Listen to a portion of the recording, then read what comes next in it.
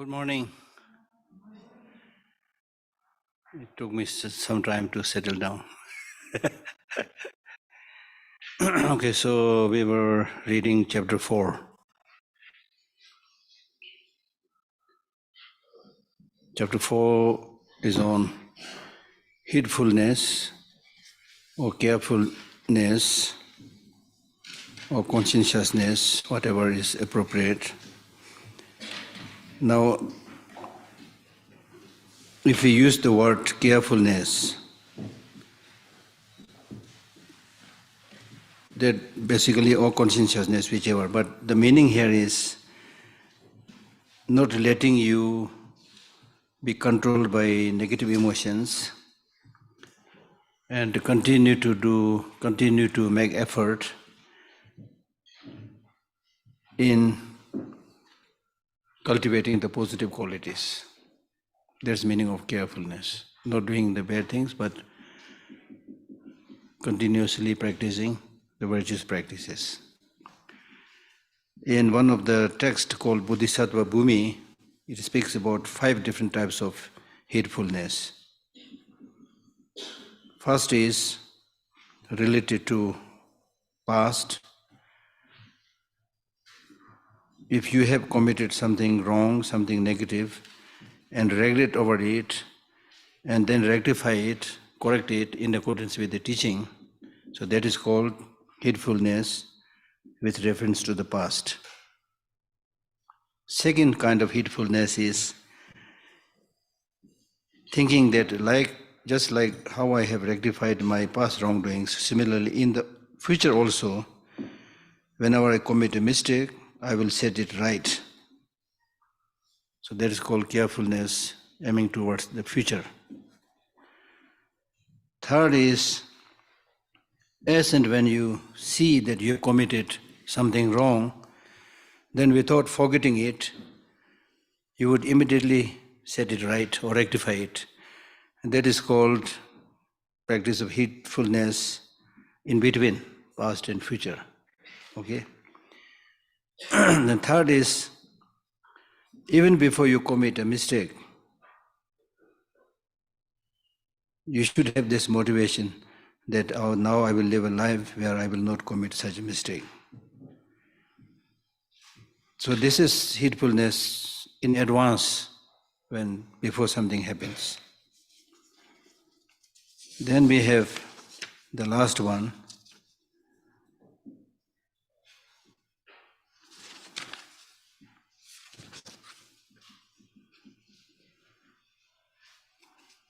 Whatever be the case, I'll make sure that I will not engage myself in negative deeds. This is the 5th kind of carefulness. So in short, abandoning the negative side and then relentlessly meditating on the positive counterforces and being careful. That is the definition of heedfulness or conscientiousness. Okay? So this is really being careful to make sure that you do not decline from what is desirable and alert, ensuring that such negative things do not happen. Okay.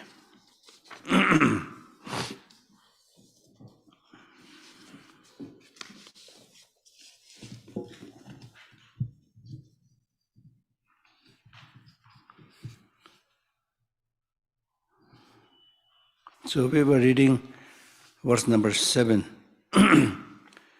Only the omniscient can discern the manner of the action of those who give up awakening but are freed. It is beyond the scope of ordinary thought. I missed reading that, and somebody asked that question also yesterday, right? So, only the omniscient, enlightened beings can discern or understand the manner of the action of those who give up the awakening mind. Now, what we have been discussing is cultivating bodhicitta, awakening mind, and then giving it up is very negative, very sinful. Then a question arises, then how about those people who had given up bodhicitta, but still they are freed from samsara, from cyclic existence?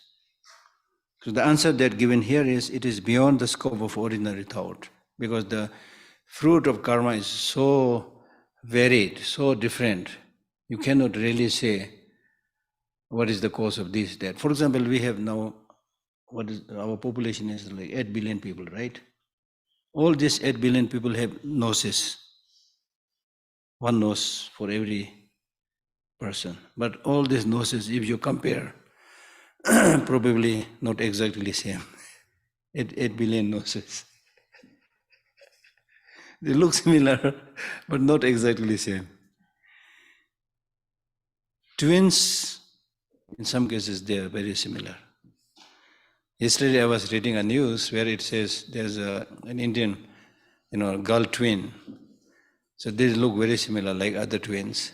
Not only that, they appeared in an exam, the number of the result was exactly same, 400 something.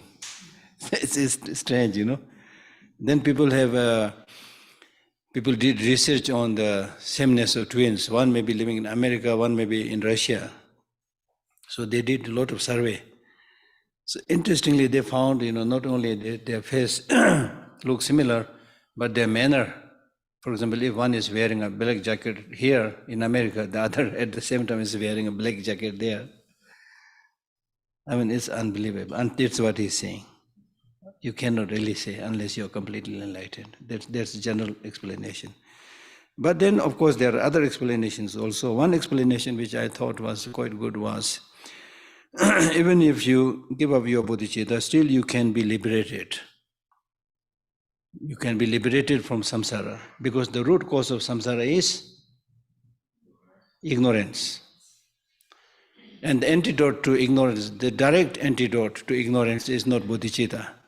It is wisdom, understanding, emptiness. So even if you had given up bodhicitta, if you develop wisdom, understanding, emptiness, you can cut the root of samsara, get liberated. This, I thought, is a good explanation. Okay?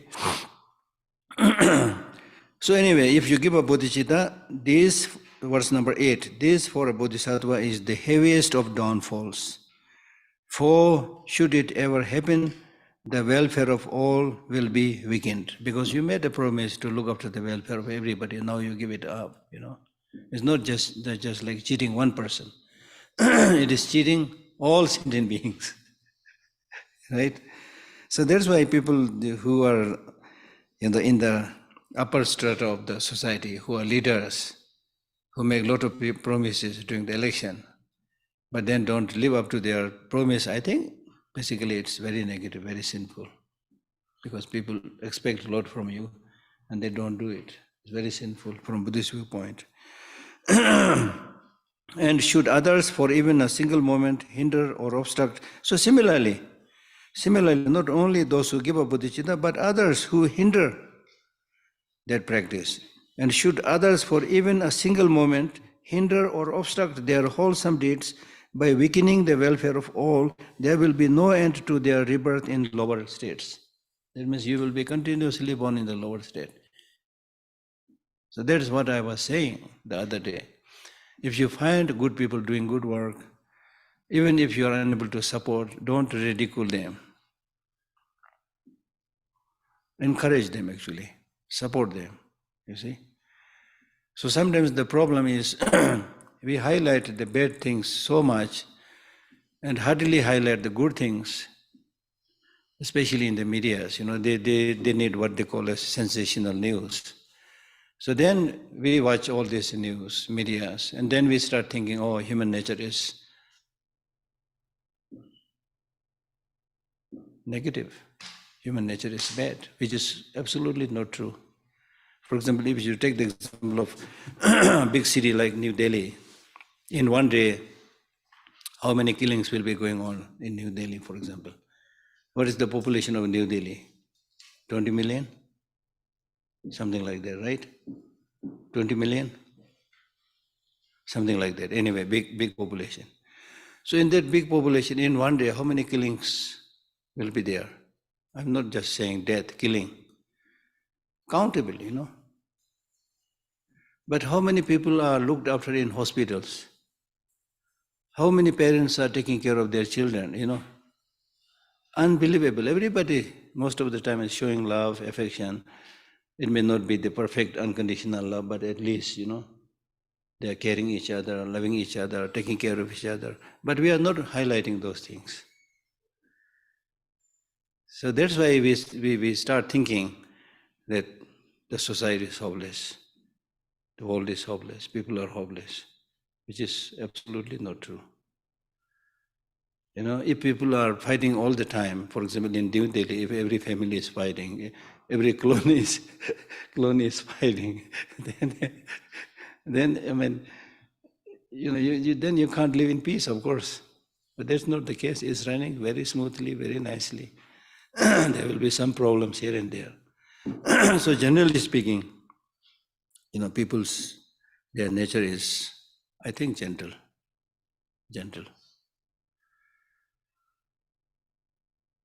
For example, when you go around in Meghalaya, anywhere, you see more people smiling than just fighting, right? So there is hope. But what we need to do is highlight these good things. Especially in the society, you need to highlight the good things, good work. That will naturally discourage people who want to do wrong things. Now, if you don't highlight your good work, don't support good people, strong people, still there are, people who are really bold to say the right thing and highlight the wrongdoings of the government or anybody. They need support. See, they need support.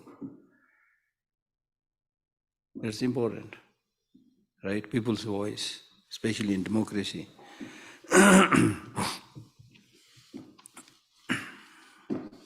So don't discourage good people.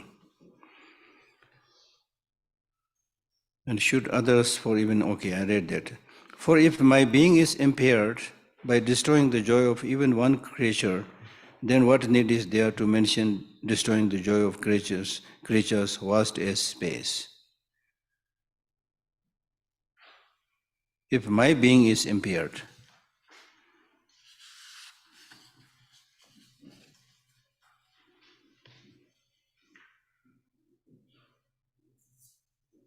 my being is impaired.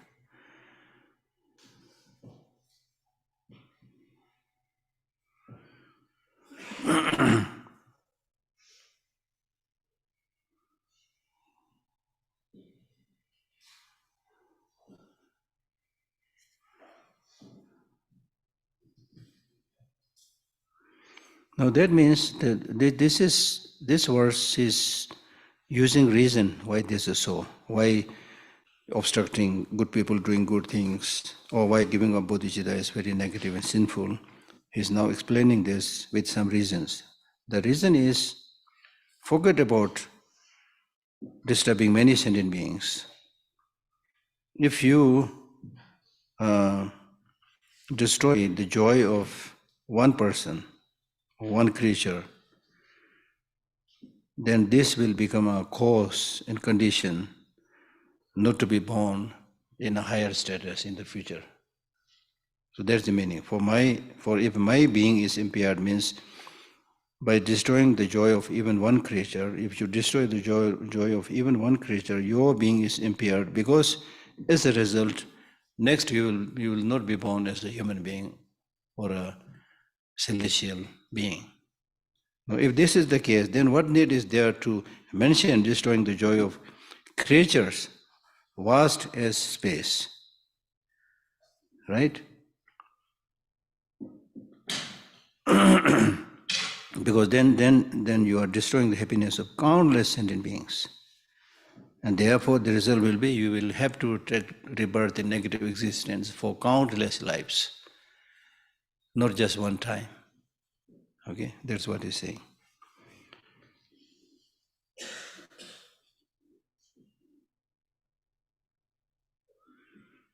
Because when we talk about cultivation of bodhicitta, we are talking about achieving Buddhahood for the benefit of countless sentient beings. Now, if you are obstructing that, then the result will be you will be born in negative state of existence for countless lives.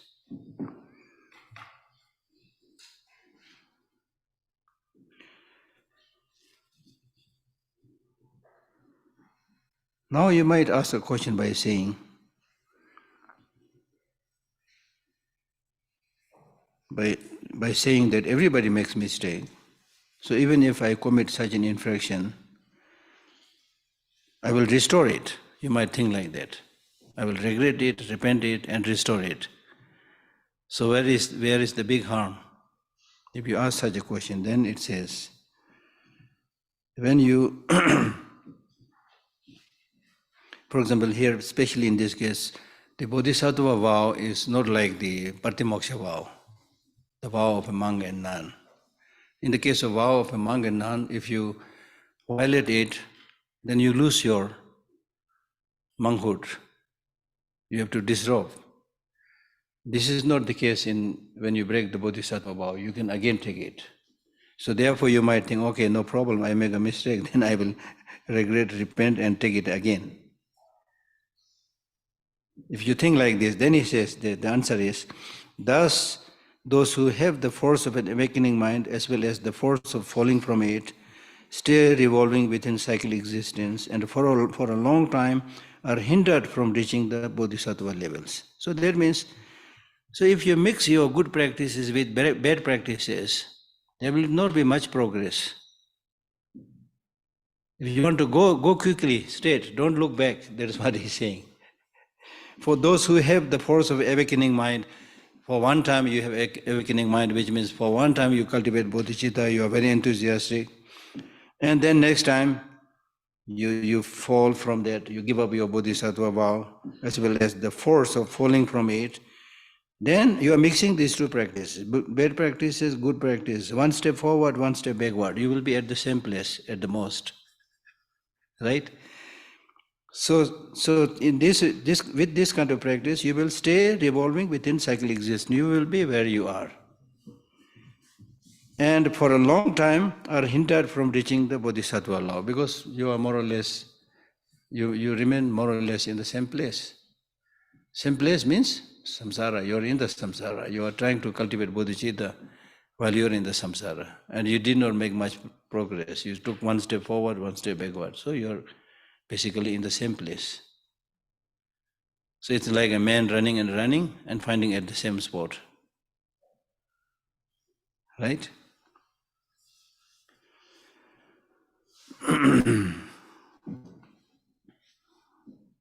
Therefore, just as I have promised, I shall respectfully accord my actions. If from now on I make no effort, I shall descend to lower and lower states. So there is no choice. Nobody is punishing you. No external agent or force is punishing you. It is the way things are. If you continue to do good things, you will flourish, you will go higher and higher. But if you don't do that, make empty promises and don't practice it, then you're breaking a big promise. Therefore, big promises, you have developed bodhicitta. You made a promise that I will help all sentient beings become Buddha, achieve Buddhahood. And then, just as you had promised, if you don't practice it, there's a great downfall. So therefore you are saying now, you are reaffirming. Therefore, just I have promised, I shall respectfully accord my actions. Accord my actions means I will practice in accordance with what I promised. I shall respectfully accord my action. Respectfully means you should really be happy that you are able to practice the precepts of Bodhisattva. Yesterday we read a line where we're saying, having cultivated bodhicitta, you rejoice by saying that, is it a dream? Is it a coincidence? How come that I got such an amazing opportunity to develop bodhicitta? Right?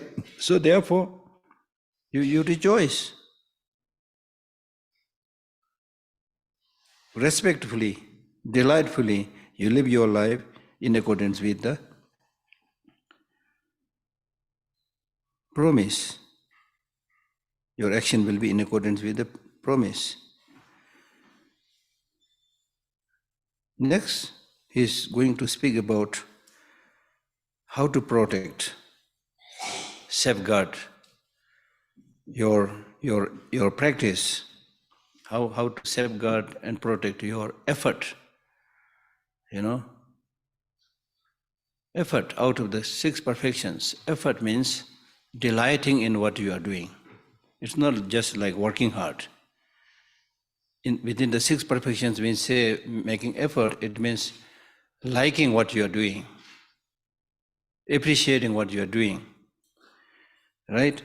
So therefore it is important to make sure that you continuously make the effort and see whether you are doing that or not. You need to safeguard it. So therefore he's saying, if from now, which means from today, if from now, today on, if I make no effort, I shall descend to lower and lower realms.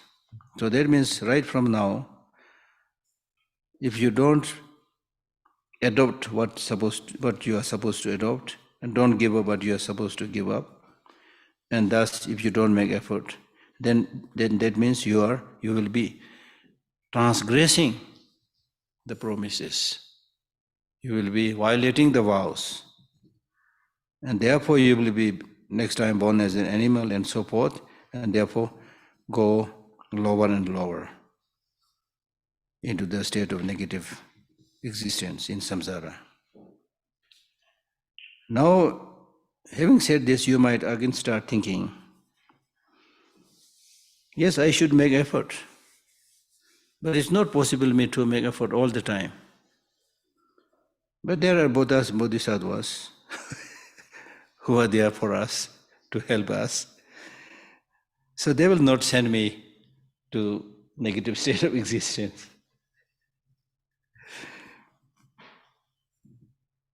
And they will definitely take me to liberation and state of Buddhahood. If you think like this, that is where you are going to make a big mistake. Because in the past, look at the past, verse number 13. Although for the benefit of every creature, countless Buddhas have passed by. In the past also it is not the case that Buddhas did not come. Countless Buddhas have come. Countless Buddhas have taught, guided you. But look at your situation today. You are in the same place. Although for the benefit of every creature, countless Buddhas have passed by, I was not an object of their care because of my own mistakes. Right? The moon is there in the sky, shining. But you will not be able to get a good reflection if the water is turbid, dirty. Even if the hook of compassion of the Buddhas are there, but if you don't have the ring of faith, they cannot hook you out. Right? So therefore in Buddhism it is important to know that Buddha is a teacher. He's not a creator. He's not the creator of our happiness and suffering. He's only a teacher. He can teach you. He can encourage you. He can give you homework. If you don't do your homework, you will fail. Like in ordinary classes also, even if the teacher is really excellent, good, but if the students don't do their homework, they will fail. So it's up to you. And therefore, right in the beginning, as I cited this verse the other day, the Buddhas, or maybe not, sorry, the Buddhas, there is a verse which says, the Buddhas do not wash the sins of sentient beings with their water. The Buddhas can remove the sufferings of sentient beings with their hands. The Buddhas cannot transfer their realization into the mind of his followers. The Buddhas can only show the path of truth, path of suchness. They show the path of truth, path of suchness, and if you don't follow it, You cannot blackmail Buddhas. You cannot bribe Buddhas. Right? Right? Even in ordinary life, if you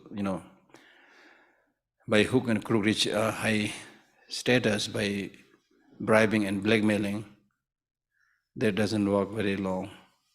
Very soon you will fall down. It doesn't work because it is against the law of nature. So this is very important. Although for the benefit of every creature, countless Buddhas have passed by, I was not an object of their care because of telling people, this very common phrase that we use when we meet and then we separate, then we say, bye, take care, right? Nobody says, bye, I will take care of you. They will help you a little bit, but this is the bitter truth. This is exactly what is Buddha is saying, bye, take care. Because at the end of the day, unless you take care of yourself, none of your parents, none of your relatives, it's no good just saying my parents are not taking care of me, my brother is not taking care of me, my sister is not taking care of me. Pointless to blame like that. You see, we are living in a very strange world. People have different ways of thinking. Our mind is kind of twisted or polluted by the modern, gadgets and things like that. And the preferences of young people are different. The parents can't expect that the children do exactly what they want. And therefore we need to be very tactful, and we should also be able to protect ourselves. You see? You do as much as you can to those who you love, or others. But there's a limit that you can do. And so, okay, enough is enough.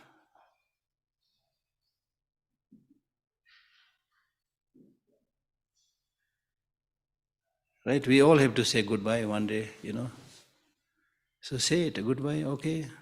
If you're not happy with me, okay, it's okay. I'll manage.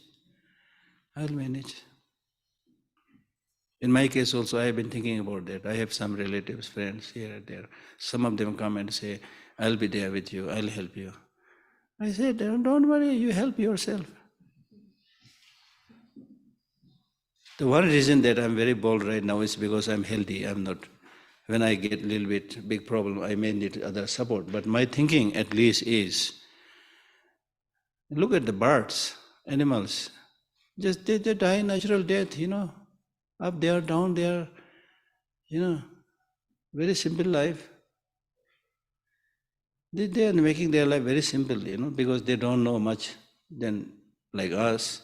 Our mind is very sophisticated. We need so many things. We need eyeglasses to wear. I have never seen a bird or a cow wearing eyeglasses. Right? Then with food also, this is organic, this is not organic, this is a lot of chemicals, this, that. We talk so much and sell so many things. At the end of the day, mostly, I'm not trying to be cynical, but mostly it's for money. People are doing that. And I don't know whether our health is better than the health of the birds and the animals. They don't use any medicine. How many birds died with the COVID-19? How many animals died with the COVID-19? Some of them might have died, we don't know. But in many cases, they are not so susceptible like us.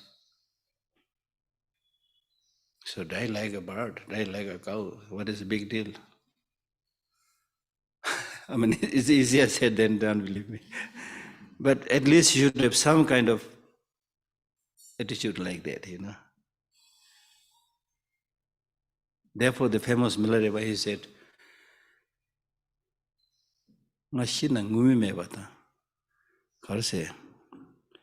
when I die, if there's nobody who cry after me, And in my cave, if there is no footprints of any human being, and when I die, at my entrance, there is no traces of blood. If I die in this way, then my wish is fulfilled. It's not like us, we think, oh, if I'm surrounded by all my family members, then my wish is fulfilled. He is saying no. When his poor sister, had a great difficulty, she's an ordinary woman, and then her brother, Milarepa, renounced everything. He was wandering in the snow mountain, completely naked, without any cloth, no sense of shame, no sense of concern. So the sister was trying to, moving from mountain to find out where he is, Then on few occasions she is able to meet him. Then he cries by saying that you call yourself a practitioner, you don't look like a practitioner. You are just a shameless vagrant. People wear clothes, you don't even wear clothes. Now look at you, you don't have a shame. He said, what? What shame? What I have right now is what I have when I was born. Amazing, such an advanced thinking, you see. Today we protect our body with clothes, but mind is not protected, thinking all the shameless things.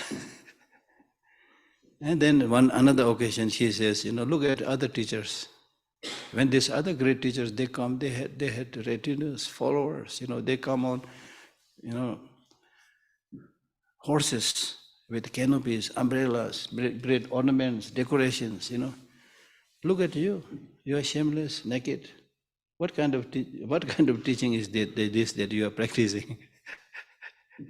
Then he responded by saying, if I want to do a fake dharma practice, then I can easily do, like I can, what do you say? I can do much better than these people if I do a show business. You see, I'm doing genuine dharma practice.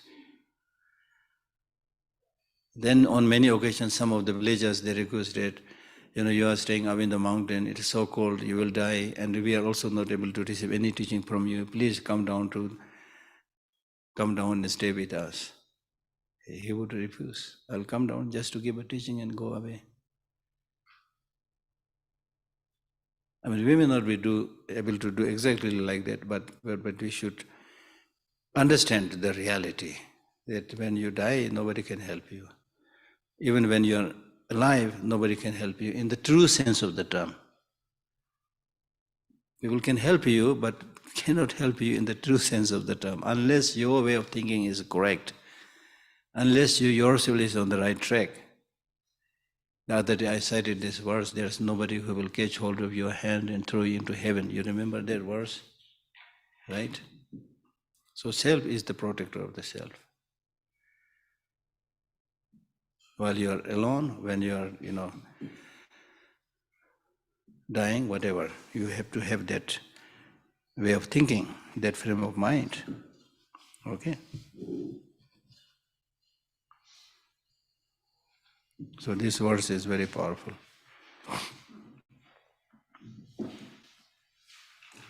Although for the benefit of every creature, countless Buddhas have passed by, I was not an object of their care, not because of their fault, but it is because of my own mistake.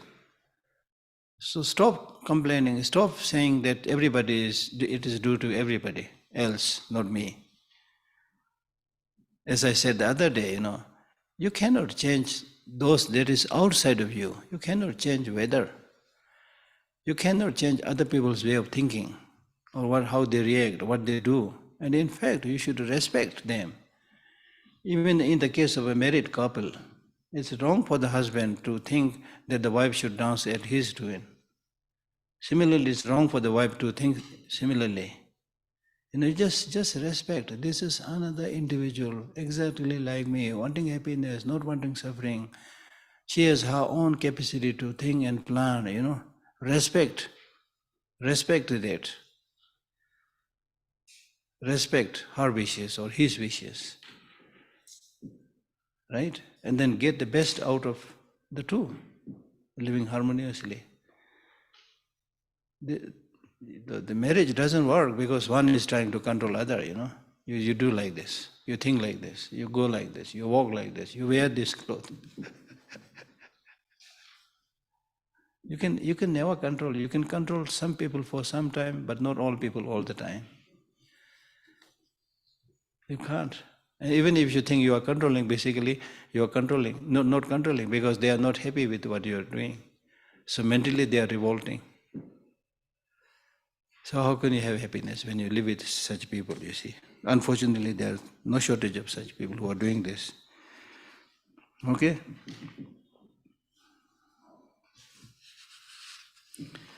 So when we say because of my own mistake, that means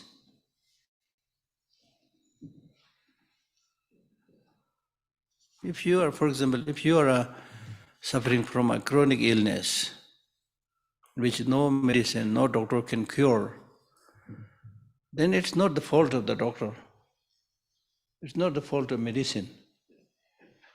It is the fault of your own disease, your own illness. Right? So therefore, it is because of my having done the negative things that I was not an object of their care. If you don't listen to those teachings, if you don't practice, and if you want to continue the way of thinking as you used to do, continue to live your life as you used to do, it will be very difficult, Many teachings normally don't help much because we judge the teaching in accordance with our way of thinking that you have already. That's the yardstick. When the teaching conforms your way of thinking, they say, wow, the teaching is so good. When the teaching goes against your normal way of thinking, how come, why you are saying this? Why this is said in Buddhism? I don't like this. The very purpose of Buddha's teaching is to reduce that I. You see? So I'm not saying you don't use your capacity to judge. You can, of course, very respectfully ask questions. But what I'm saying is, if you measure the correctness of the teaching based on your die-hard habit, it will not help you. It will not help you. Because you want to go. That's what I'm saying. Normally the problem with us, we see what we want to see, not what we should be seeing. So we keep on seeing the same thing, liking the same thing, listening the same thing. So don't just listen to those things which you like to listen, but also listen to the other side of the story. Listen what you should really listen. Right?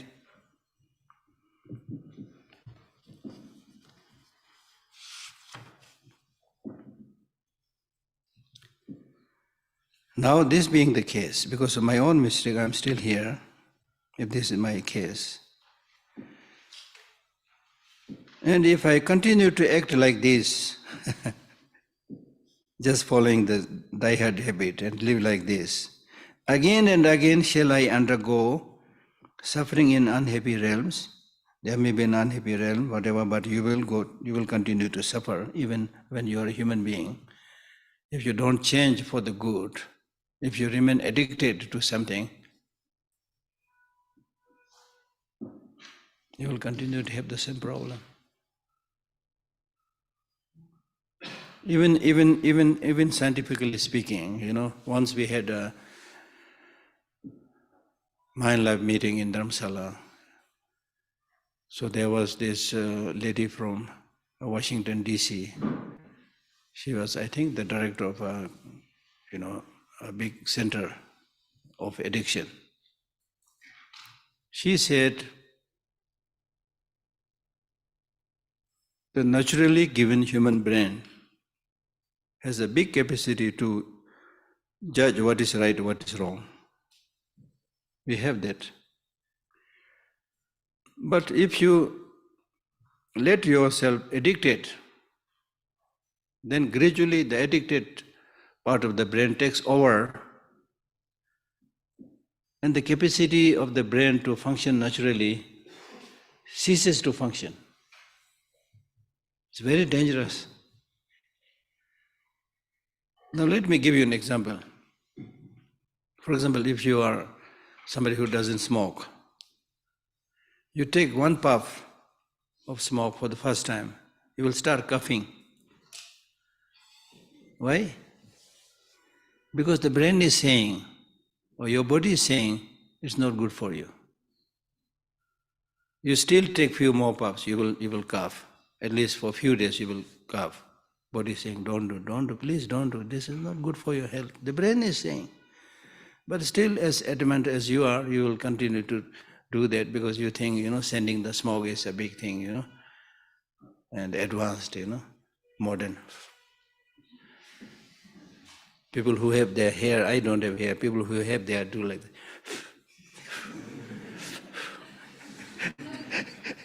that.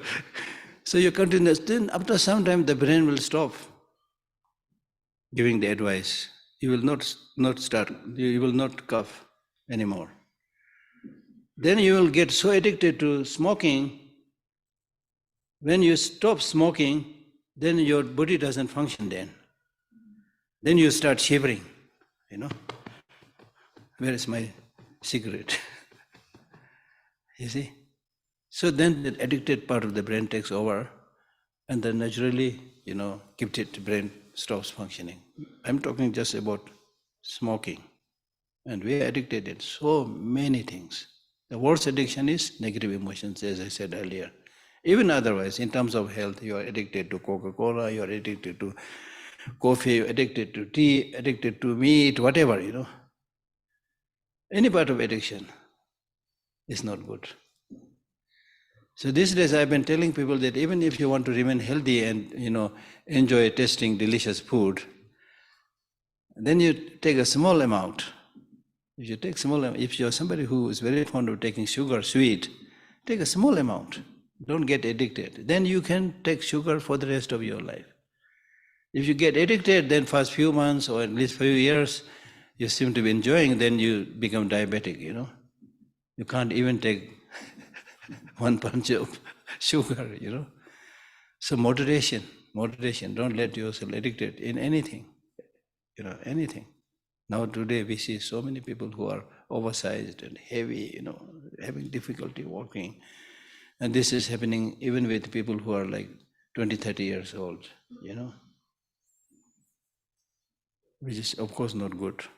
You need to preserve this precious human life if you want to do this great Dharma practice and so forth, okay? So therefore he is saying, and if I continue to act like this, and again I shall undergo suffering in unhappy realms, or even in this life, you will have sickness, very easy, bondage, laceration, and the shedding of blood. Laceration and shedding of blood, this is talking more in terms of if you are born in a hell, for example. And then there is a lot of stories about how you will be lacerated, how you will be, your blood is taking out and so forth. So you don't need, if you can't figure that out, no need to try to understand that. But at least in this very life, you can see how people who are addicted in many things, how they go downhill in terms of their health, okay? Now the next thing is, you should be heedful by thinking about this precious human life that you got. That's what he's saying in the next verse. You should be heedful by thinking about this precious human life that you got. This precious human life is not to be wasted. This precious human life that you got is much more precious than gold and silver that you put on your earring and things like that. Much more precious than dollar or pound or whatever. Your precious, this life is so precious. In Buddhism we call it precious human life because of this amazing human intelligence and capacity to think. So don't waste it. Use it properly. Use it properly to have happiness in this life, to have happiness in many lives to come. So therefore here heedfulness means to think that how difficult it was to obtain this precious human life. If the arising of for example, why this is human life is precious? If the arising or if coming of the Buddha, if the arising of the Tathagata, faith, the attainment of a human body, and my being fit to cultivate virtue are scarce, when will they be born again? That means you are now born at a time when the teaching of the Buddha may be present or not present, but the teaching of the Buddha is available. Now, even if the teaching is available, there are many people who show no faith to the teaching because they are of different, they belong to different religion, they have different ways of thinking. Now, in today's world population of 80 billion people, those who accept one or other faith, maybe, what is the population? Believers, around 2 billion maybe. I don't know, something like 2 billion, not more than that. Then there are those who don't believe in any religious practice. Then there are those who are anti-religion.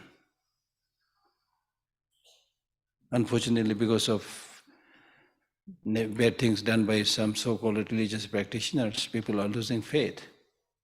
So now people are talking more about spirituality, not religion. They are talking more about secular ethics, which makes sense to a great extent, because that the religious practice has to be universal. Just as we are saying in Buddhism is based on law of nature, which is universal, right? So religions should not become a dividing force. Now, unfortunately, in today's world, people are fighting in the name of religion. Fighting between Shia and Sunni, same Muslim community. Then probably even the Protestants and Catholics may be not in good term. Right? And then, of course, so many major religions which may be not in good terms. So this is like medicine becoming poison. If medicine, which is supposed to heal your physical problem, if that itself becomes poison, then how are you going to treat yourself? So therefore, many people don't believe in that. Right? So therefore, if you look at the word religion, English word religion, it came from this word called religare, which means binding everybody together, bringing everybody together. So it is a good connotation. Right? But then if you look at these different religions, philosophically, these religions are different. They have different philosophical thinking. But the message is more or less same. Message is that we should all be kind, all be compassionate. So that's more important than the philosophical part. So anyway, the point is that these religious traditions should help minimize sufferings of all beings if possible, but at least human beings should not maximize our problem. So I was talking about faith. If the arising of the Tathagata, then you are born at a time when the teaching of the Buddha is available. And you also have faith or some liking and interest to the teaching, otherwise you will not be here. So you have also some interest, some faith. And then more importantly, of course, you have this human body with this amazing human intelligence. And therefore you are fit to cultivate virtue, positive qualities, which is so difficult to obtain, so scarce. So at this very special time, if you don't practice, then when are you going to practice? That is what he's saying. When will they be one again? Right now is the time. Don't wait. Don't postpone your practice. This is the right time. If you are looking for a job opportunity and for many years you didn't get that job, and suddenly there is an opportunity, you will immediately jump into it, apply for that to get that job. So it's like that. You see, you got this very special, difficult opportunity. So therefore, this is the time. This is the time.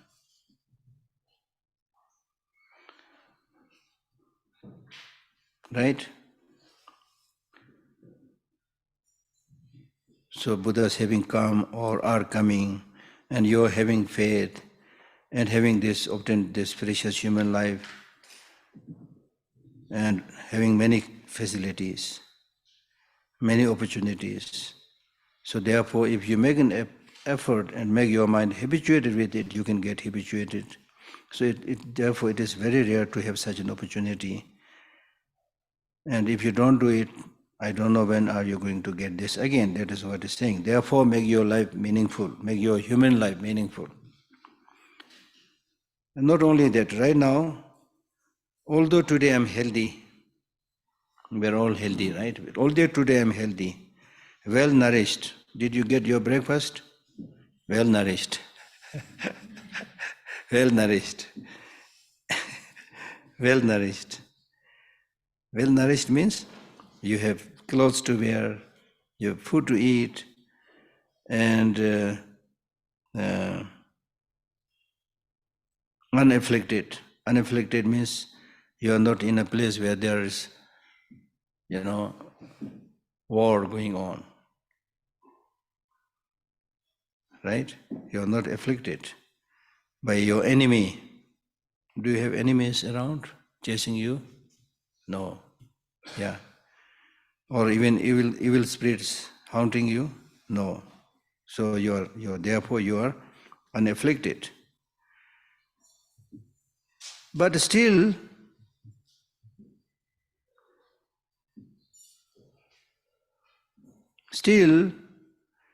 don't be overconfident, because still life is momentary and deceptive.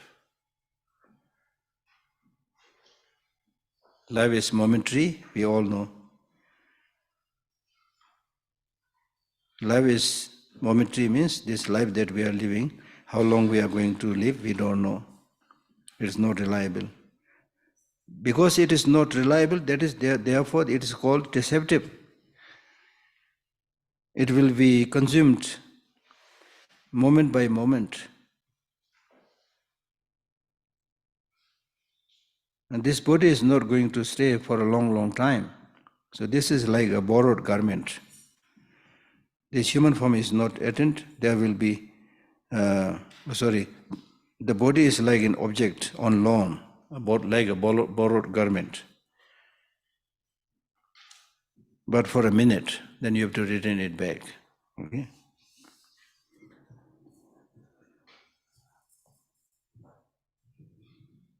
So you don't have that capacity to use this body again and again, or continuously. The death, which is like the owner, will take away your body. So therefore, with behavior such as this, the behavior,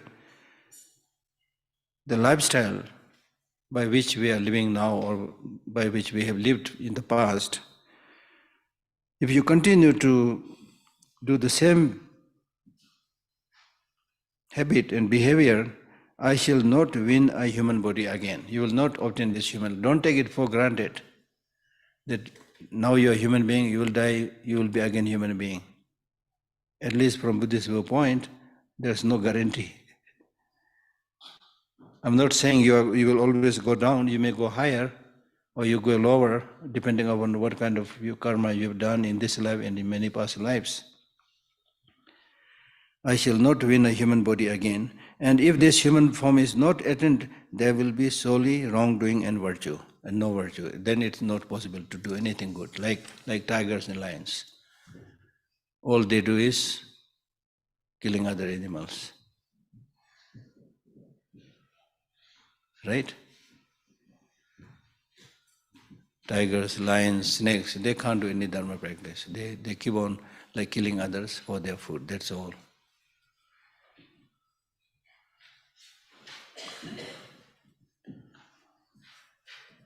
If when I have the chance to live a wholesome life, my actions are not wholesome, then what shall I be able to do when confused by the misery of the lower realms? When you are born in those lower realms, then of course you will not be able to do anything that is good.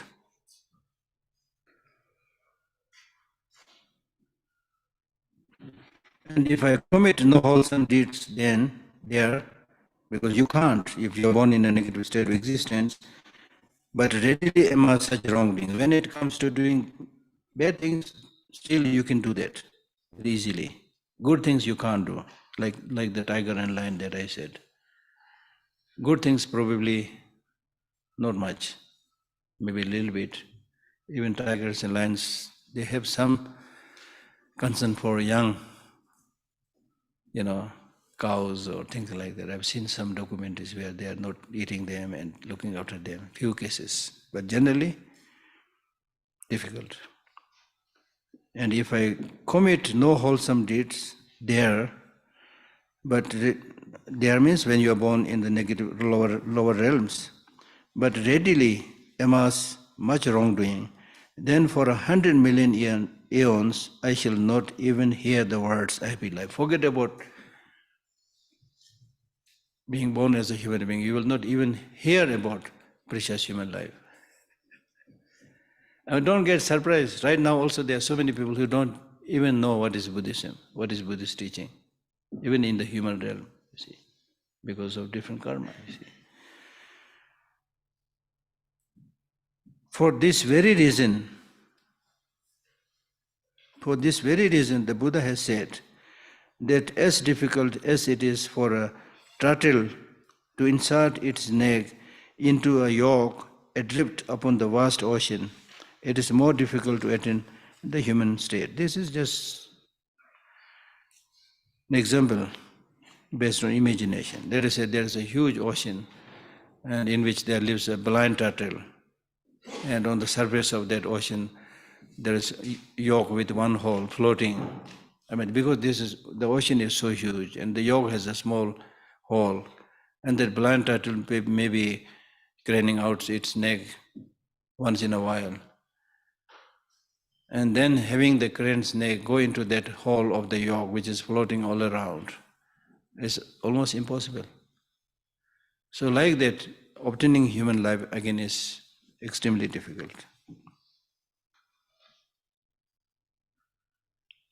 If even by the transgression of one instant an aeon may be spent in the deepest hell, then because of the transgression I gathered since beginningless time, what need to mention my not going to happy realm? In the past also, I'm sure we did many bad things.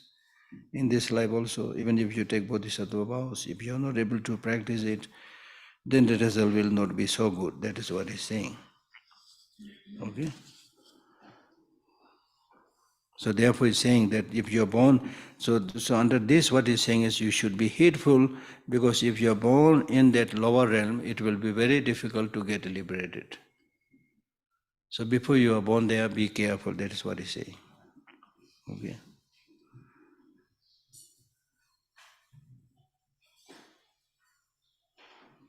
This verse 21 is saying, even by the transgression of one instant, an aeon may be spent in the deepest hell, then because of the transgressions I have gathered since beginningless time, what need to mention my not going to happy realm?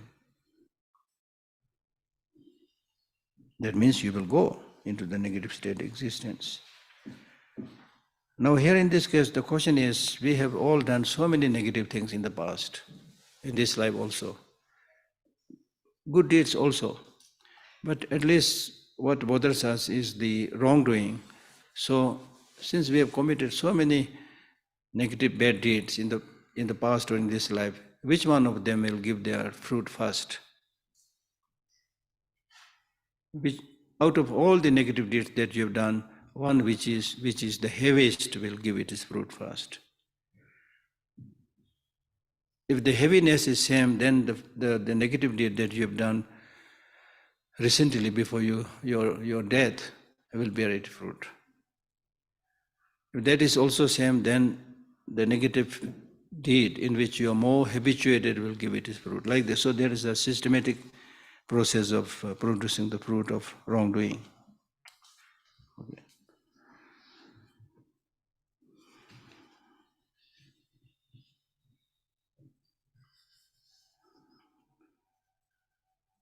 Yet having experienced merely that rebirth in hell, I shall still not be liberated. For a while it is, for a while, this A may not be necessary. For while it is being experienced, other wrongdoing will be extensively produced. So this here what he's saying is, you might start thinking, just like a criminal committing some sin and then being imprisoned, then he might think, okay, I'll go to the prison, then after a while, my term will be over and I will be freed from the prison. So here also you might think, okay, I want to have fun, I'm ready to go to negative life at least one time, because then after a while you will be released from there. So he's saying, don't think like that. Because while you are in prison, while you are in the lower rebirth, you will continue to do the bad things there also. So the negative fruit will be continuous. It's not so easy to get liberated unless you change your way of thinking. Okay?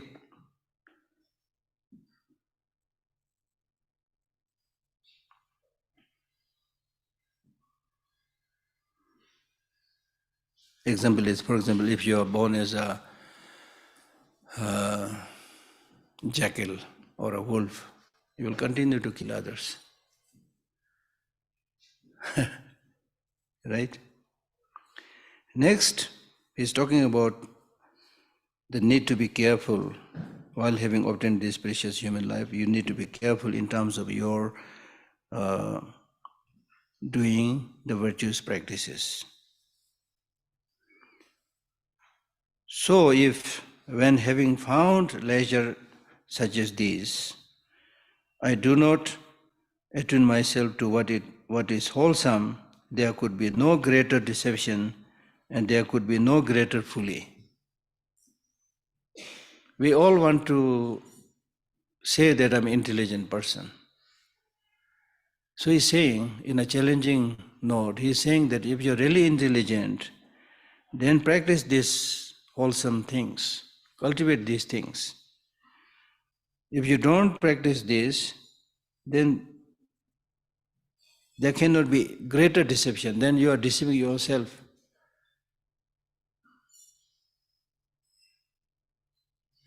Very, very heavily or strongly you are deceiving yourself. And if you don't do this practice, then you are definitely not intelligent. You may be able to fly an aeroplane, you may be able to swim in the sea. Still you are full. Because you still let your negative emotions run your life, control your life. So you are not intelligent. So intelligent, Buddha is an intelligent person. Because of his great intelligence, he did not remain obsessed with his family life. Right? He left his family, not because he disliked his family, but for a bigger purpose, for a bigger goal, he left his family. Nowadays, some people always ask, oh, Buddha, I like Buddha's teaching, but I don't like that he left his family and gone into the forest. But he did not go into the forest because he did not like his wife. If you read his life story, there on many occasions he was full of praise to his wife. What is the name of his wife? Yashodhara. Yashodhara. Yashodhara was a social worker. I like this statement from the Buddha very much. Yashodhara was a social worker, and this young, Siddhartha, he used to go to see her, and he would always come up thinking, oh, I don't know, then wife or fiancé, whatever, Yashodhara is such an amazing woman. She does all this social work. But just doing the social work, he will not be liberated from samsara. See, this is the point, We may be doing many good things, which is good, admirable. But if you want to get liberated from samsara, unless you remove these negative emotions within you, you will not get liberated from samsara. Right? So therefore he cared about her. And then after getting enlightenment also, some of the first few people that he came to see was his father, Yashodhara, and so forth. Right? And so he renounced this his home and family life because he has a bigger project. His concern was all sentient beings, not just one person in the family.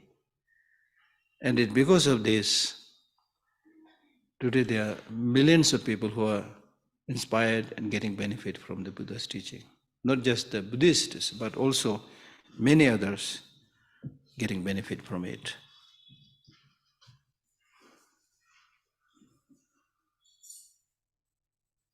So there could be no greater deception, so don't deceive yourself. And there could be no greater folly, so don't be a fool, become intelligent. So after this teaching, when you go back to your places, people ask you what kind of teaching you received. Then the first answer that you should give is, now I am much more intelligent than before. Right? Now I know what to give up and what to adopt. You got the wisdom. You got new eyesight. Better than your new eyeglass. Okay? So this is the time. And if having understood this, I still foolishly continue to be slothful. Still, if you continue to be lazy, slothful means lazy, then when the hour of death arrives, tremendous grief will rear its head. As I said, tremendous grief and fear will rear its ugly head because nobody wants to die, nobody wants to suffer. Now, how much you will suffer when you experience death, when you are sick? How much fear will be there when you are sick or when you die is very much dependent, primarily dependent upon how you see those things with your mind. Not just the physical pain, mental. If you have this mental strength, capacity, you can basically tolerate all kind of problems and difficulties. So in this context, let me repeat this prayer from some of the great, Tibetan masters who were great practitioners of the mind training. So some of these great masters, they say, in their prayer, they say, I think I recited this earlier. They say, if I'm going to die tonight, wonderful. Did I say this? Yeah, if I'm going to die tonight, wonderful, because I'm not going to stay, long doing bad things. In that sense, not because he is pessimistic. Because in the same vein, he says, if I'm not going to die tonight, but going to live a long, long life, wonderful, then I'm going to live a long life doing all the good things. So whatever is there, it's good. Whether it's good, good. Whether it's bad, good still. If there's sunshine, good. If there is raining, good. That kind of attitude helps you. Right? It's not saying that you just keep on saying ha ha and don't protect yourself. Of course you protect yourself as much as possible. You use your logic, brain, but then see everything with a positive perspective. Having found by some coincidence this beneficial state that is so hard to find. So that means whether it is in terms of the cause, in terms of example, in terms of number, finding this precious human life is very difficult. It's really like coincidence. Having found by some coincidence this beneficial state that is so hard to find, if now while able to, this is the main point. If now, while able to discriminate, that means you have this wonderful intelligence, human brain, where you are able to discriminate between what is right and what is wrong.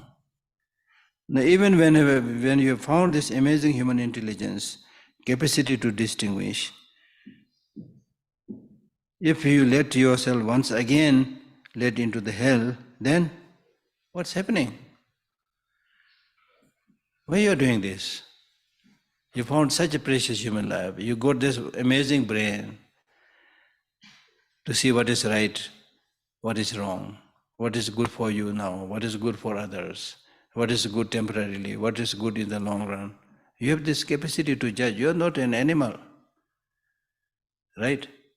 You can make 5-year plan, 10-year plan. Why not 100-year plan, few aeons planning? When you can do this, when you have this capacity to do this, still if you don't do and remain slothful and lazy, and then let yourself go into the hell or lower rebirth, then as though I were hypnotized. Are you hypnotized? This is what he's saying in the next verse 27. Then as though I were hypnotized by a, in a way we are hypnotized. We are hypnotized by the negative emotions. Then as though I were hypnotized by a spell, I shall reduce this mind to nothing. Even I do not know what is causing me confusion. What is there dwelling inside me? Now you start searching. You have started doing a research. With this amazing human intelligence, the capacity to judge between what is right and what is wrong, still I'm going down and down, probably into the hell. Am I hypnotized? Am I hypnotized?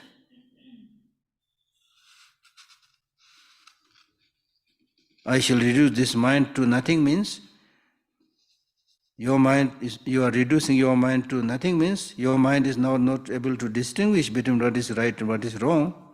So this is equal to having no mind. This is equal to having no mind. And this is because I do not know what is causing me confusion. What is causing me unhappy? You thought it is due to shortage of material facilities, or it is due to shortage of friends and things like that. You are searching for the cause of happiness in the wrong place. The gold is available on this side of the mountain. You are searching there. You are searching there. So what is there dwelling inside me?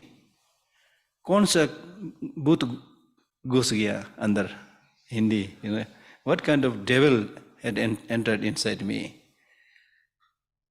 by which I am not able to see? So now you're really exploring and researching.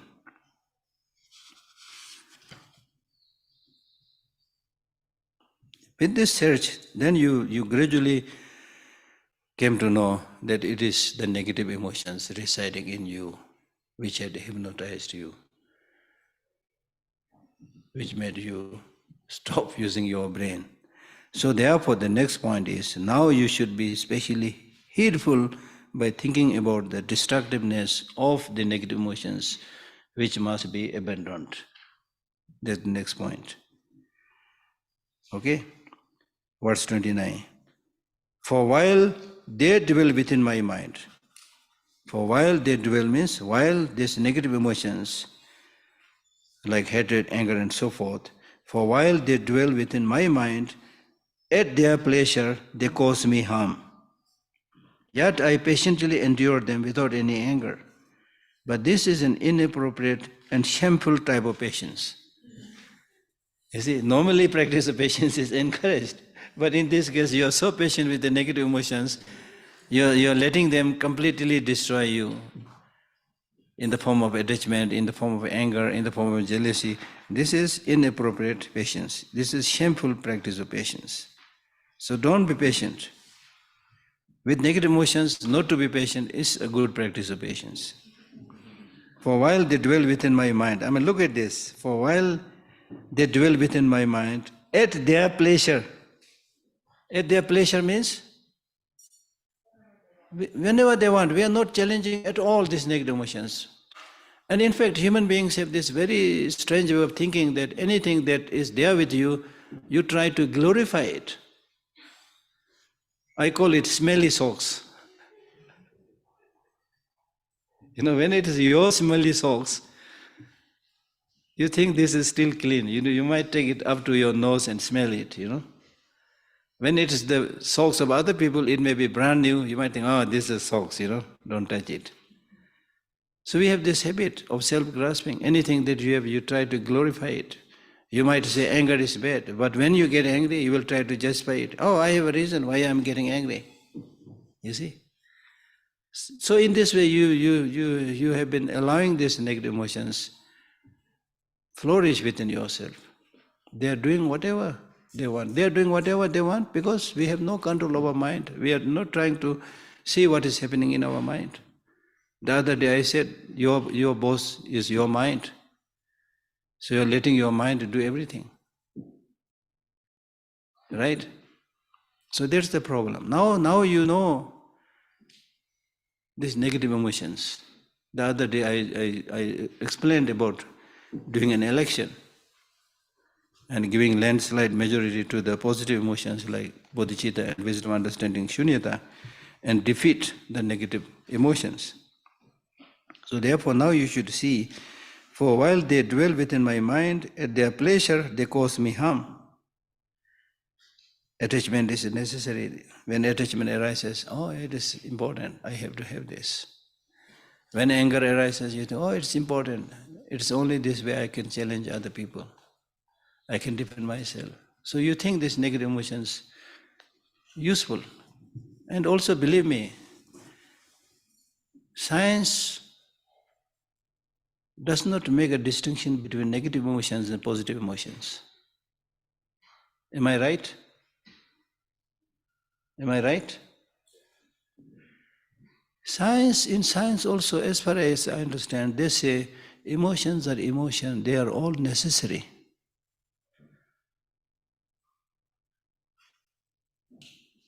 For example, the fight and flight, the famous statement, fight and flight response, which is now a little bit outdated, but based on this fight and flight response, if you don't have these emotions, then there is a need to fight, you will not be able to fight. If there is a need to run away, if you don't have these emotions of fear, things like that, you will not run away and you will be caught by the tiger, lion, and you will be torn into parts. Fight and flight response was a big statement, especially in the classical, science, classical physics. Now they are not paying so much attention to that. They do talk about it, but not. They've changed their tone. Now they are saying fight and flight response is not a very good response. So don't immediately fight. Don't immediately run away. Take some time, think a little bit, and you will find a good response. That's what they are saying now. Right? But even science, or even through common sense, a limited probably anger and attachment may be tolerable. But again, the scientists and others, I don't think they will say that, to get very, very angry and develop too much hatred is good. I don't think they'll say that. Right? So in moderation maybe.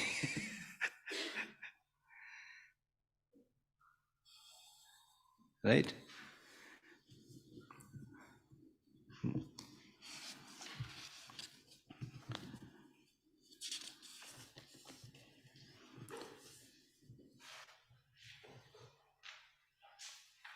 Verse number 30. Should even all the gods and demigods rise up against me as my enemies, they could not lead nor place me in the roaring fire of deepest hell. As I said the other day, there is nobody who will catch hold of your leg and drag you into hell. That is what I said the other day.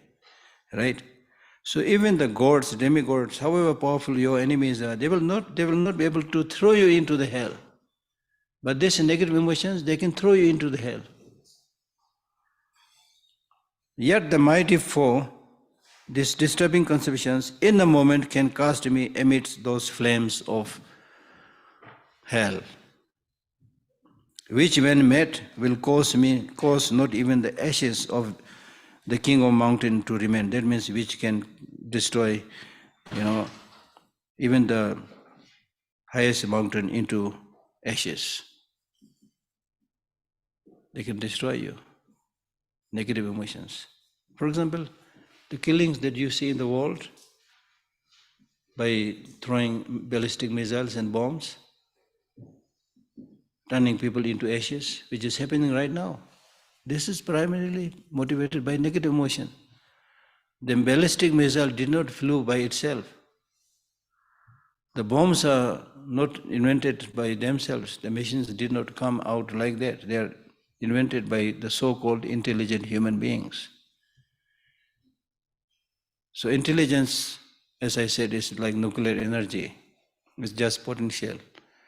So what we need is not just intelligence, what we need is wisdom. We need we don't need just information, we don't need just knowledge, we need information. We need wisdom. So information, somebody wrote beautifully by saying that information is like reading all the books about how to build a ship.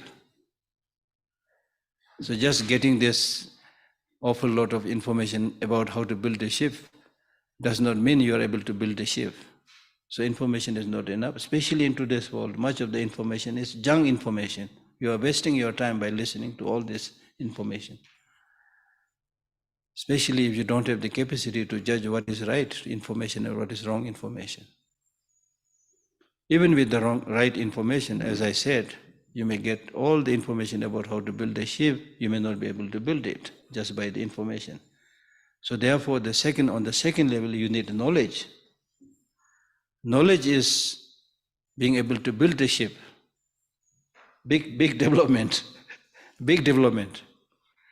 But still, how you are going to use the ship? It's the wisdom which will ensure that the ship does not sink.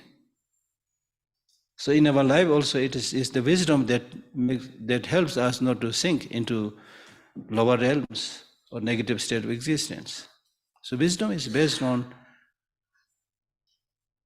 personal experience, through thinking, through listening, through meditation. Okay?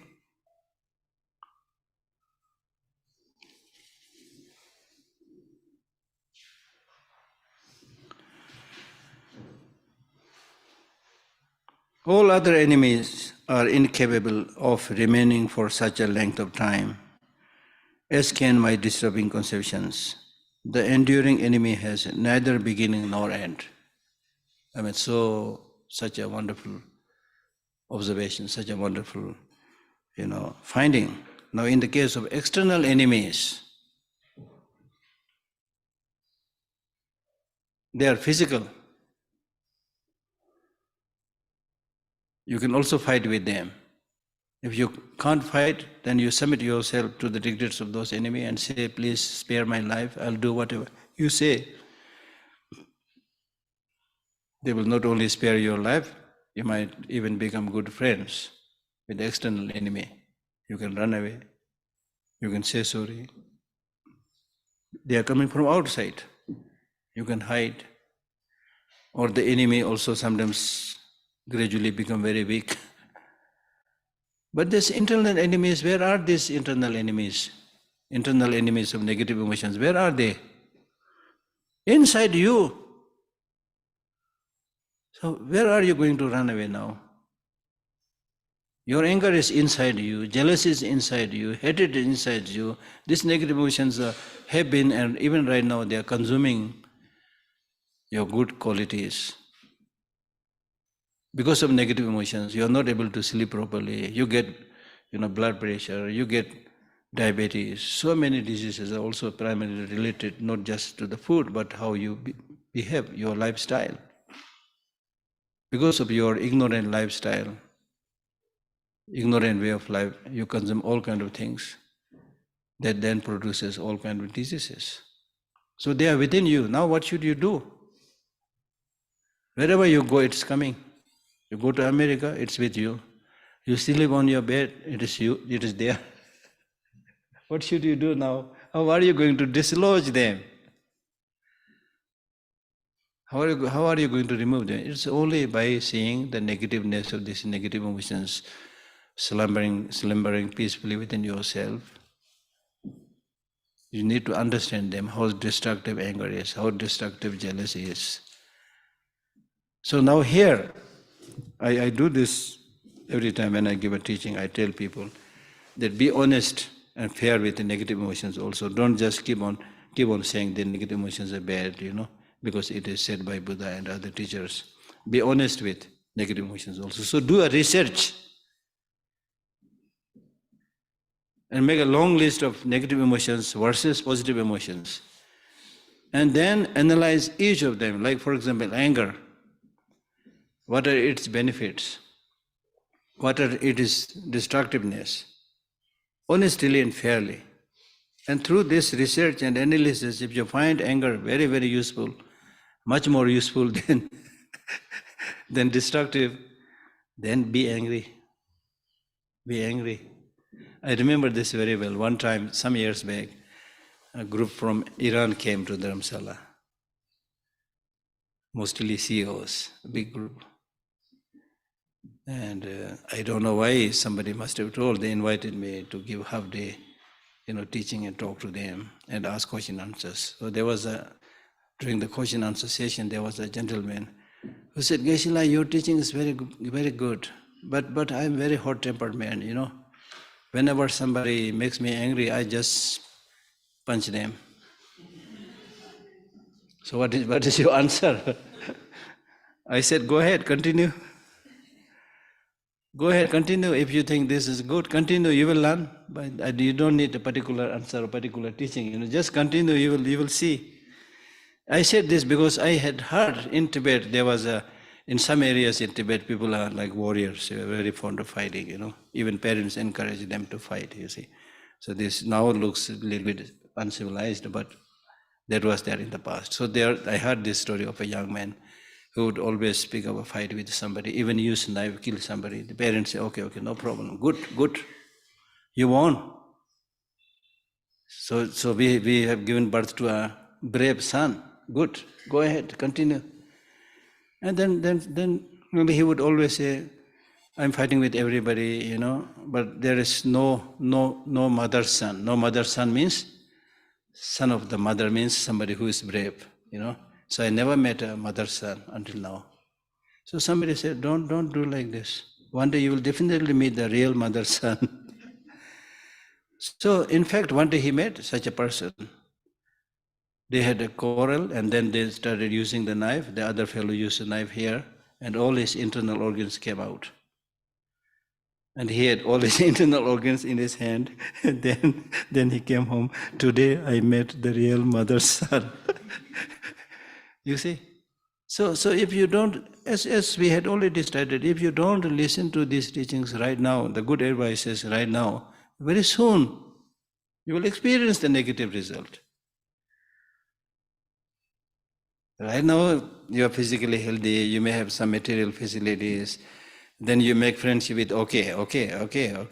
So in Tibetan we say, don't make friendship with okay. It's not okay. Think carefully, right? So that's it. That's what he's saying, Yeah. So this negative emotion that is within you, they can be removed and dislodged only by using the light of wisdom. Only by seeing how destructive they are. So in this context, I was saying, please do a research. And if you're able to do a good research, send me the result. I also want to know.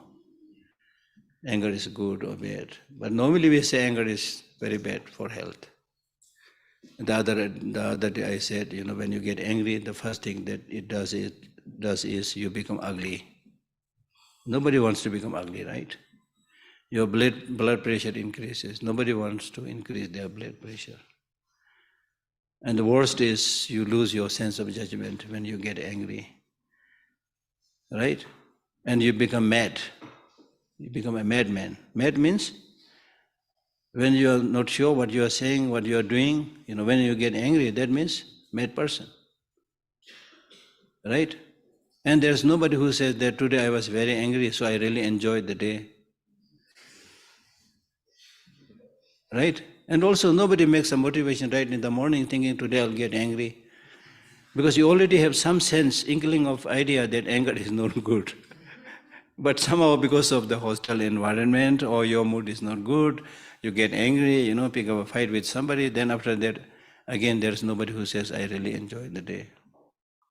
Even in terms of money, we are all fond of money. It's very expensive. Anger makes everything very expensive. I have a book published in America where it says that America loses billions of dollars because of anger. There's nothing to directly do with the Dharma. It's reality of life, When you are angry, then there is rash driving and people just shoot. Everybody has a gun.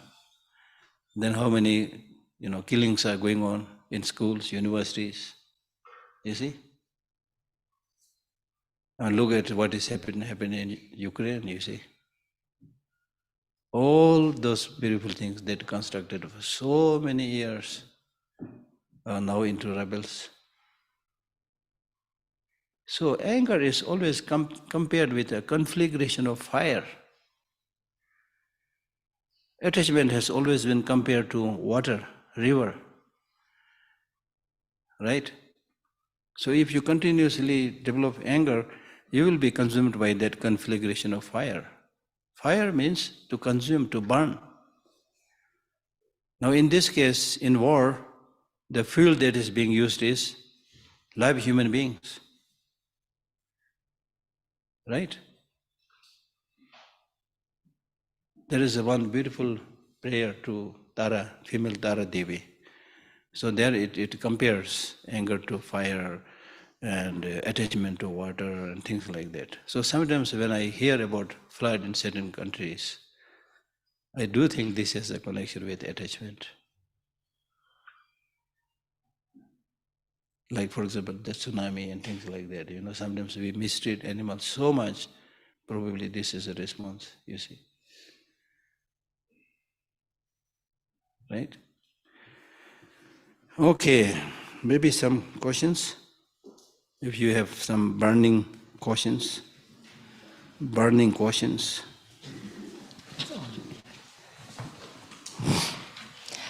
Well, I have a question about the anger.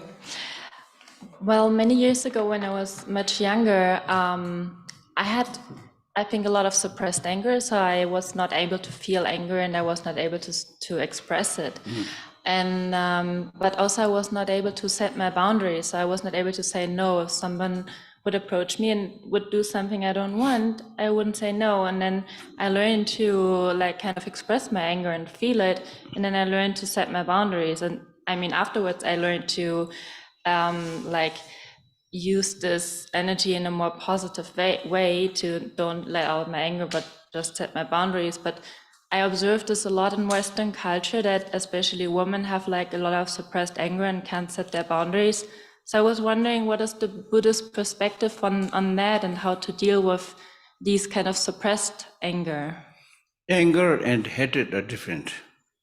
Anger sometimes you express is okay. Hatred is not okay. Ill will is not okay. Hatred means deep down you hatch that ill will. Okay, if the opportunity comes, I will revenge. That is very bad. It will, of course, not consume so much other person, it will consume you. Is the problem with all these negative emotions is you will become the first casualty. For example, if I sit here and develop all kinds of strong negative emotions, especially anger and hatred towards the enemy who has taken our country, this will have not an inch of difference to them. They may not even know what is going on in my mind, but I am suffering here. So that you need to know, first of all. Your anger or your other negative emotions hardly do anything destructive to others. You will be destroyed. So the point that I'm making is, if you get angry, it's in a way natural. You get angry, express it, then if possible, if there's an opportunity, say sorry, finish the matter. Don't maintain hatred and ill will. Okay? That's okay. Like small kids fighting and then over, playing together. So we have to have that courage to say sorry. Again, if you look at our human die-hard habit, it's so funny and so strange, which actually shows how strongly we are habituated with negative emotions. For example, let us say somebody was my friend, very close friend for the last 30 years. Very close friend for the last 30 years. This morning during the breakfast, we had some misunderstanding. And we had some unpleasant verbal exchanges, or maybe even using fist a little bit. That fight was, let us say, for 5 minutes. Now look at the strange thing. You will remember that fight of 5 minutes, and you will not remember that 30 years long friendship. This is our way of thinking. So now as a practitioner, what we should do is, having, had that fight, then after the fight is done, you should have the courage to go to that person and say sorry. Hug that person, shake hand, whatever. We have been such a good friend for the last 30 years. Unfortunately, this unpleasant thing happened this morning, so I'm really, really sorry. It may be, don't think about who is right, who is wrong, just say sorry. Then your friendship will continue to stay. It's such an amazing thing, But we'll never do it, because if you do it, they will say, oh, she must have made a mistake. She apologized. That's the wrong way of thinking, you see. And one who don't apologize, they think he's the one who is right, you see. Normally, the criminals never acknowledge what the criminal activities they do, you see. So you should learn these things, Why you remember these small bad things than the good things that you have been experiencing for the last 30, 40 years, right? So that's important. Then another more important, not just anger, but what is important is, we've been discussing about the importance of wisdom, not just compassion, but wisdom. So if you have a very proper sense of intelligence and wisdom, you will know your boundary. You must know your boundary. Don't just put a boundary, around your house, but you should also have a boundary. And normally the best boundary is created by those people who always do spiritual practices.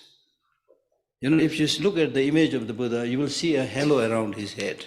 That halo is not necessarily light, but it talks about it as positive charge, positive energy. His Holiness the Dalai Lama has this, and others, I have seen 1 or 2 teachers, not many. When you go to see them, you just can't go very close towards them. You feel some, boundary. They are not saying don't come, but you when you enter into that energy field, you feel it. So something like that, you should have that integrity in your case also, based on wisdom, compassion, love, and the capacity to say no when it is, with your intelligence, that is wrong. Just say no politely, things like that. So the real courage comes with wisdom, with knowledge, not through anger, not through jealousy. Right? The reason people often resort to anger is they think it gives you an energy, an added energy. It is true, you get some extra energy, but that extra energy is a blind energy. It is unsure whether it will hit the target or not, because you are mad now. So instead of anger, you can develop similar kind of courage, similar kind of, much bigger kind of courage and confidence, based on knowledge, based on truth, based on justice. For example, if you are honest, you get that courage to say things, you see. Normally people who don't have the justice, truth on their side, they will be the first who pick up a physical fight, because you have nothing to say to defend yourself. So the only thing is the animal way, jump upon it. If you have the right things to say, then why you need to pick up that physical fight? If you want me go to the court, we'll go to the court. I have every reason to put forth. I'm honest. So that will actually give you confidence. So therefore, people like Mahatma Gandhi, Nelson Mandela, who remained in that Robben Island for 20 years, then Mahatma Gandhi, who struggled this, with just this small loincloth or whatever, this cloth, ordinary cloth that he was wearing, and with nothing else, with this stick, he was fighting this mighty army with weapons and horses. He was not scared. So this is based on training. When your mind is highly trained, you don't fear death, and you very happily welcome to challenge and fight those who do wrong things without resorting to arms. That is what the Buddha did, right? So then your sense of fear and all these things go away. But that doesn't mean you lose your boundary. You very, very much defend your boundary, just as His Holiness is doing, just as Mahatma Gandhi is doing. Okay. Here? Yeah. According to the Buddhist perspective, the rebirth can take place in other planets or dimensions or why not? universe. Yeah.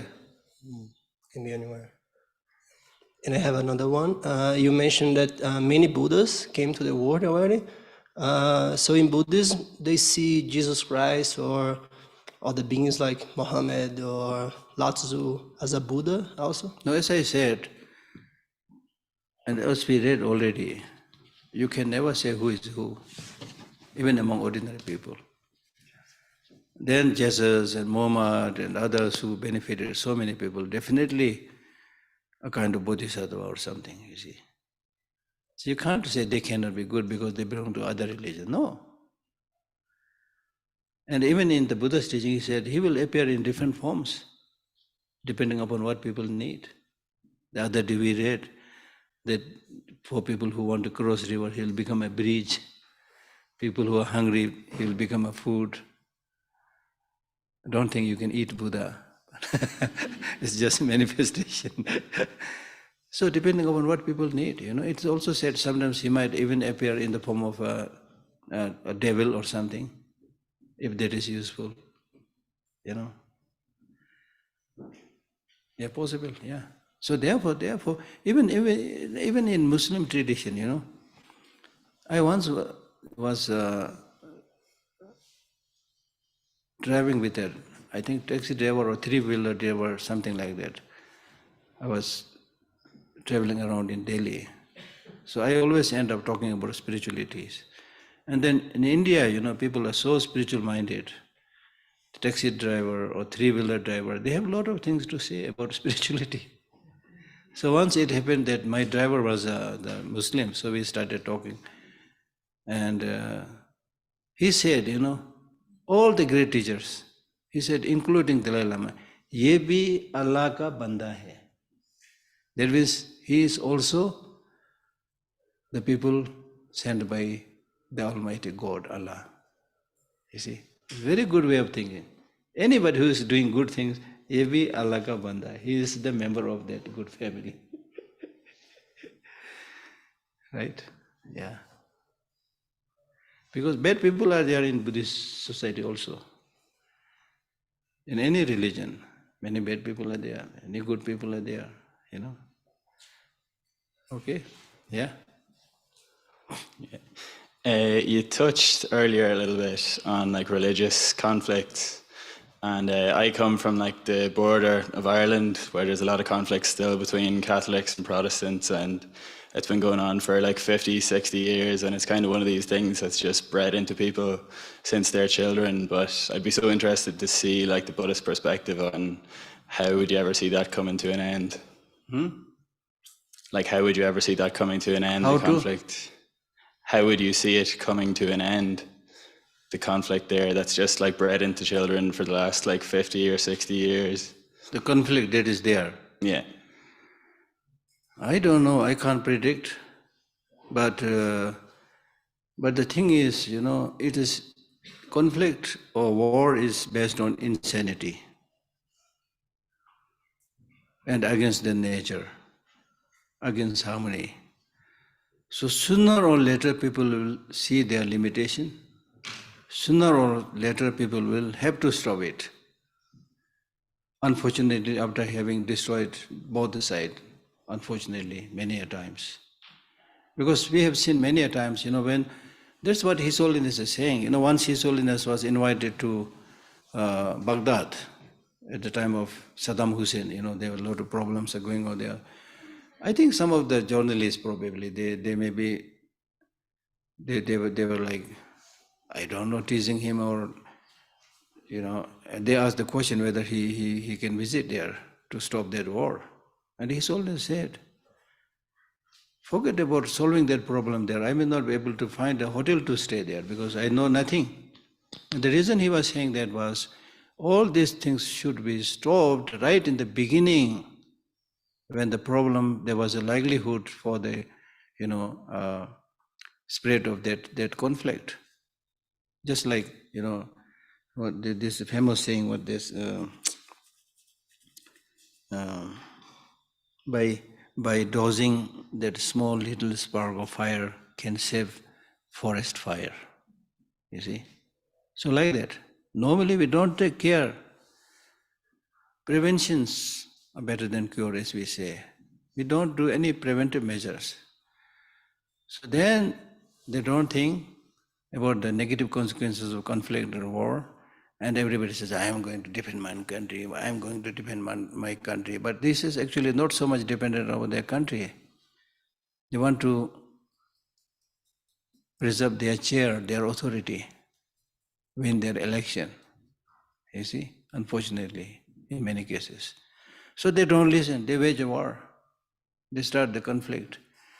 Then after a while they are tired because of death and destruction, then they say, cease fire. It has always happened like this, fight and then after a while, cease fire. Because how much you are going to kill, you see? Especially in today's world, it's assured mutual destruction. If you wage a war, especially today with all this kind of powerful destructive weapons, it is an assured mutual destruction. And you will soon see it. People think, oh, I have this much nuclear bomb, that one. But you're also a human being, Sooner or later you will suffer in this way, that way, you will suffer. Right? But then your main question is it possible that we can able to stop? I hope people will gradually learn something.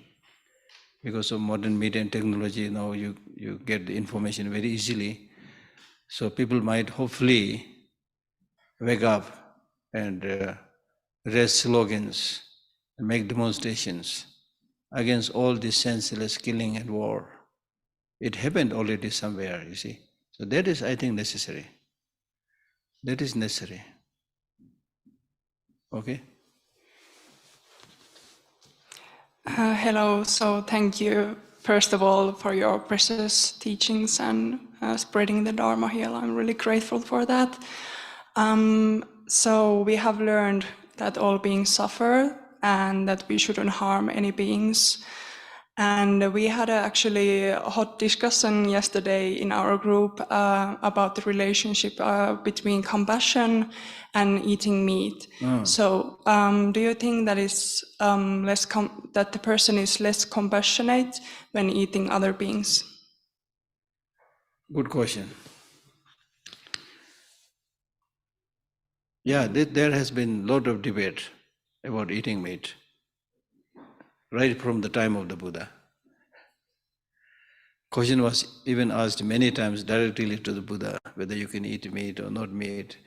On certain occasions, the Buddha said you can eat. On certain occasions, he said don't eat. For example, there is a sutra called Lanka Avatara Sutra, Buddha's descent into Lanka Sutra. So it is said in those days, people in that place were cannibals. So in that sutra, he says you cannot eat any kind of meat at all.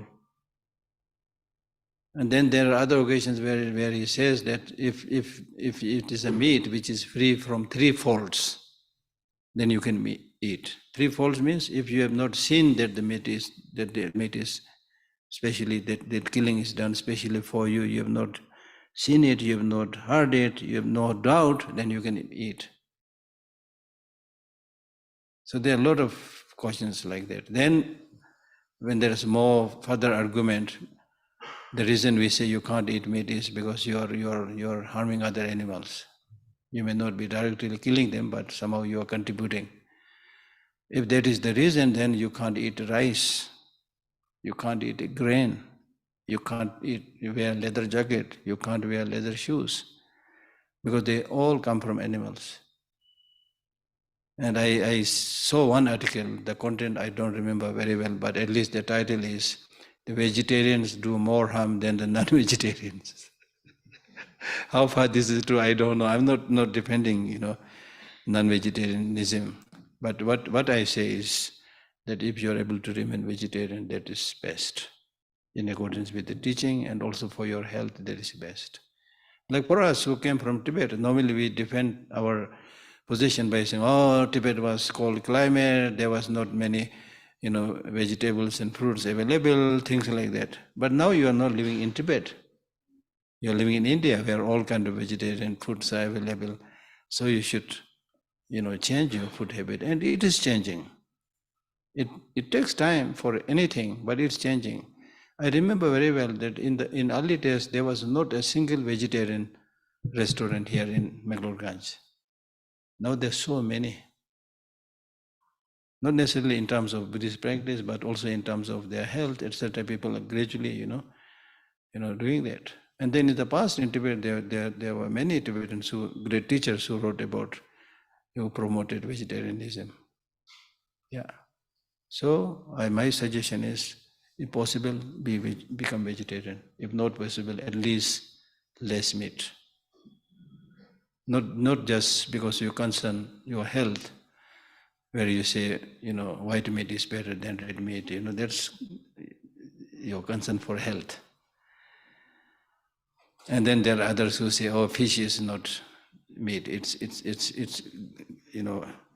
grown in the ocean, so it's another vegetable. There are others who say things like that. So these are lame excuses, right?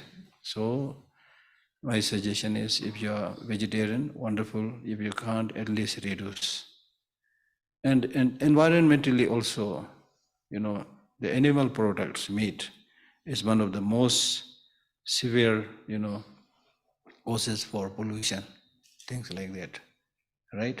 But at the same time, I must also say there are some core, vegetarian, not only vegetarian, but vegans, who say that the only thing good you can do is to become vegetarian. Die-hard kind of vegetarians. So that, I think, is one extreme. Because they say, if you are vegetarian, then you steal, you rob, whatever you do, it's fine. Just become vegetarian. So that's also one extreme. Anyway, middle way, yeah. You had a question here. Sorry. Yeah, last question then. I have a question about rebirth. Can we say that our mind, in the process of our life, kind of rebirth in different realms, like when we Divorce. Rebirth. Try to explain. If I can't explain, yes, rebirth. Yeah, okay. So it's 6 realms, 3 good and 3 bad. And if we now in our human life have a lot of anger or jealousy, so can we say that when we feel it more and more and more, it's like kind of rebirth, or it... Можно помощь зала, кто мне переведет? I can try to. If I'm angry, I can be. Я скажу по-русски. I'm a human, but if I'm angry, can I be in the? Нет, нет. In the No. God's realm or in the? No, sorry, the question is another. No, if. Можно ли сказать, что мы испытываем эти перерождения в текущей человеческой жизни? То есть, когда мы испытываем много злости, у нас появляется привычка постоянно злиться, и наше состояние ума становится постоянно таким, как будто бы мы находимся в реальности, ну вот, ада. Хорошо.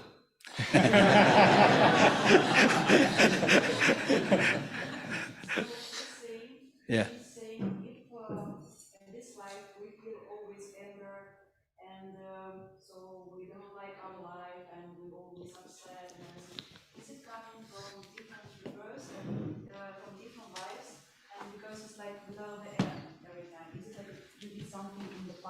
Yeah. Yeah, it is past life also, not just past life, present environment also. But I don't think you are angry all the time. No, there's no right. You're not angry all the time.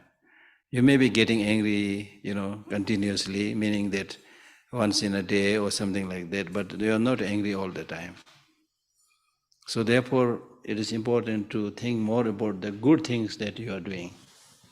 Don't just think that I'm angry all the time. No, you are not angry all the time.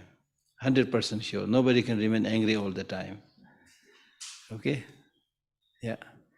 And then whether you are angry or not, just by developing that anger, you are not either in heaven or in hell. You are still human being. So that development of positive and negative emotion will become a cause for good rebirth, bad rebirth. But right now you are a human being. And it's important to recall many of the positive qualities that you have and the capacity to reduce that anger, right? That's very important. And then with the marriages and other things, divorce and other things, the most important thing is, before you marry, judge carefully. Once you have judged carefully, still there is no guarantee. People change, you see. But at least it will be a little bit better. And then again, unfortunately, you thought that person was very good, but later on he changes, becomes very bad. Then, I don't know much about all these things, but my common sense says that if you instead of fighting all that for the rest of your life with somebody, I think divorce is better. Right? There's no fun tying your head with somebody and fighting all the time, Okay, thank you. Lunchtime.